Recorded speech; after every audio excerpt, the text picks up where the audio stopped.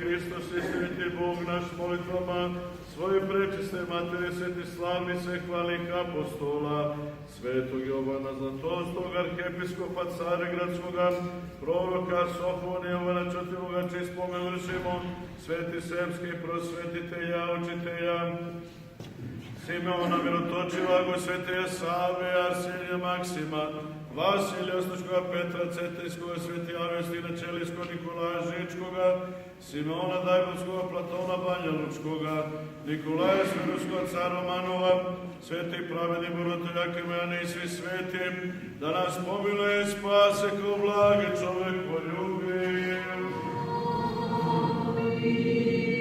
Mole svetih otaca naših, Gospode Isuse Hriste Bože naš, pomiluj i spasi nas.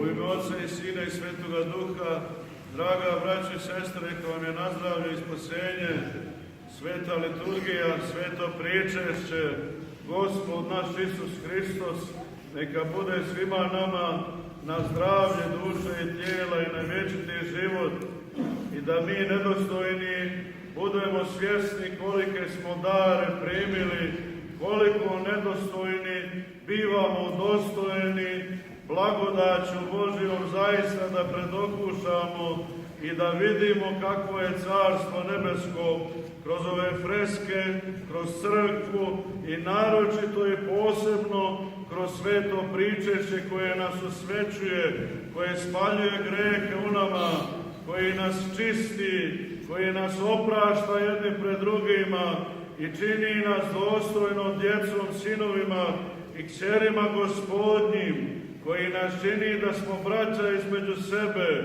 koji nas čini, draga braćo i sestre, sveto pričešćem, da se oslobodimo zle savjesti. Nema čovjeka da nema zlu savjest, nema čovjeka da nema zlo sjećanje u životu svome, zbog toga što ne postoji čovjek koji ne greši, koji nije sagrešio.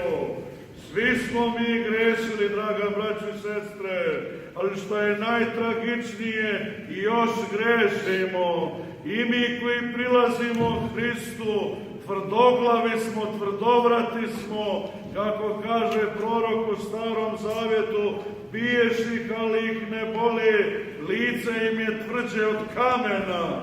Tako i mi često puta, draga braćo i sestre, i možemo reći svakodnevno, kada pogrešimo, kada se predamo grehu, idemo stopama onim i udaljavamo se od našega spasa, a što je interesantno za svakoga od nas i što je protivno logici našega rasuđivanja, Gospod nas ne odbacuje, nego kad god priđemo, kad god poželimo, kad želimo samo da se borimo protiv samih sebe, svojih nagona, protiv svojih strasti, protiv svojih grehova, Gospod nas prihvata.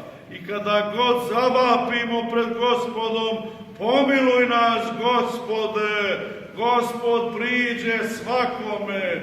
Nemojte nimalo sumnjati i da pomislite ne čuje Bog moju molitvu. Kada god zavapiš, Gospode, pomiluj, Satana bježi prvo od tebe, odvezuješ sebe od onih konopa kojim si se vezao uz greh, u satanu i uz mrak.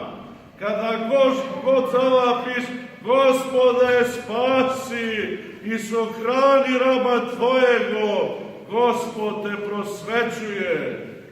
I čuli ste u današnjem evanđelju ovu čudesnu priču koju je Gospod podario nama na spasenje, da je mi čujemo i da znamo da su pored njega hodili 10 lubavih ljudi.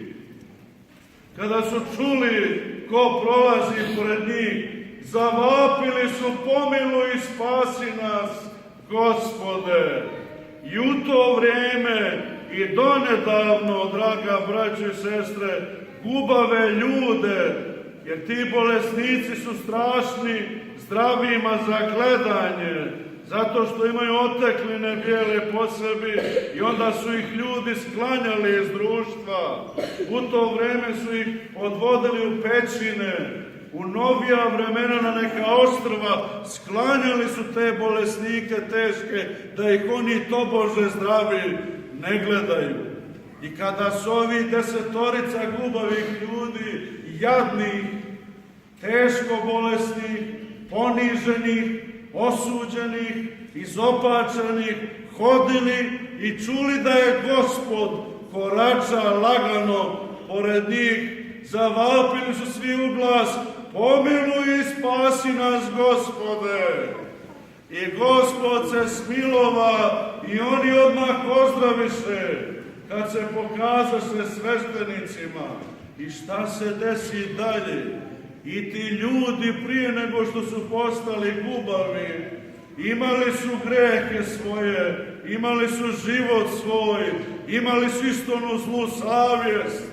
I kada su doživjeli ozdravljenje, kao što danas vidite kada je pao snijeg na zemlju i sve postalo bijelo, i onda čovjek u dubini duše svoje osjeti neku radost, djetinju radost.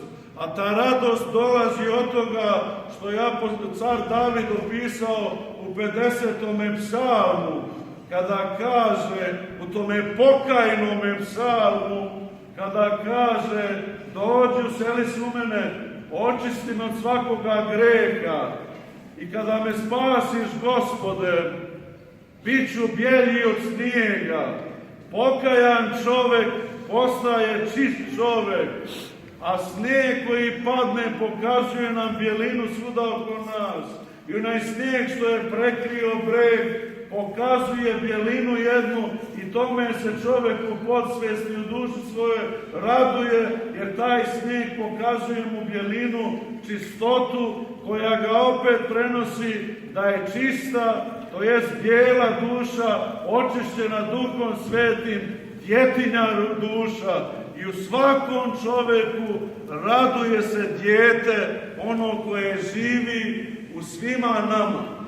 I zato je Hristos i rekao: zaista vam kažem, ako ne budete kao djeca ova, nećete vidjeti carstva nebeskoga. I šta se bi desilo sa gubavcima? Kada je na njih pao snijeg zdravlja, pahuljice Duha Svetoga, ta bjelina je njih učinila čistima i zdravima tjelesno. I kao što je svuda kada padne snijeg bijelo, a ispod je ostala zemlja i nečist, i u današnje vrijeme zagađena zemlja, zagađena voda i zagađen vazduh, tako je i ovim ljudima u 9 od njih 10 ostala zla savjest, jer nisu se pokajali. Samo jedan, onaj od koga su najmanje svi očekivali, Samarijanin, inoplemenik, on se sjeti i ode Gospodu i zablagodari Gospodu: hvala ti, Gospode, što si me učinio zdravim.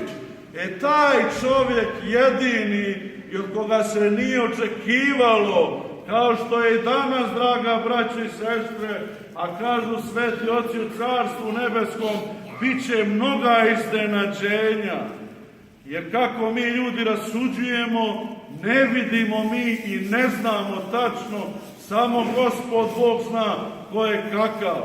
I kada se uvriježi mišljenje da je neko grešan, kaže, vide onog grešnika i mnoge misle da je neko grešan čovek, a mi u Carstvo nebesko, a taj grešnik što smo mi mislili da je grešnikom pravednik u naručju Avramovim.